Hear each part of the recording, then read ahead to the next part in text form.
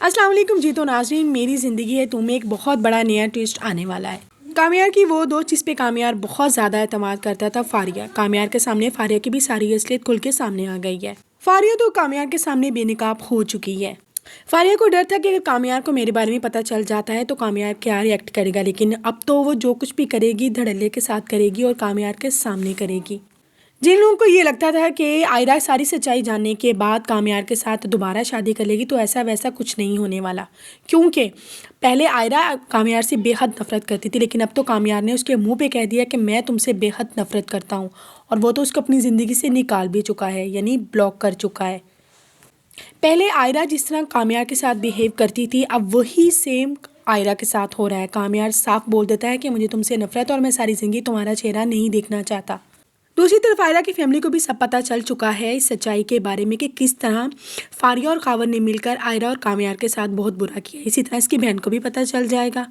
आयरा की बहन उससे बात करेगी कि अगर तुम कहती हो तो मैं खुद इश्तियाक के साथ मिलकर उसके साथ बात करती हूँ, तुम एक बार खुद कामयार से बात करो। तो उसकी बात सुनने के बाद आयरा कहती है, नहीं, तुम्हें इस तरह बात करने की कोई ज़रूरत नहीं है। मुझसे बाबा ने भी कहा है कि अगर मैं रजामंदी देती हूँ तो बाबा खुद कामयार के साथ बात करेंगे। वो कहती है कि अब हम दोनों का रिलेशनशिप बहुत डिफरेंट हो चुका है।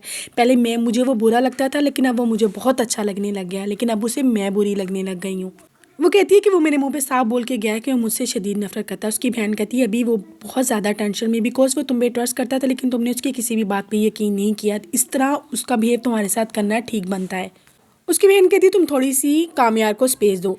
आयरा के दिल में अपनी बहन की बातें बैठना स्टार्ट हो जाती हैं। वो सोचती हैं कि हाँ, शायद मुझे इस तरह करना चाहिए। दूसरी तरफ कामयार उसको बोल तो देता है कि वो तुमसे शदीद नफरत करता है, लेकिन कामयार की हालत भी बेहद ख़राब है। उसको बेहद दुख है। वो चाहता है कि जिस तरह भी है आयरा उसके पास आए, उसके कॉल्स पे बात करे, क्योंकि उसने बोल तो दिया कि वो उससे नफ़रत करता है, लेकिन वो उससे नफ़रत नहीं करता। नफ़रत तो सिर्फ खाली हवा का झोंका है, लेकिन वो आज भी आयरा को बेहद चाहता है।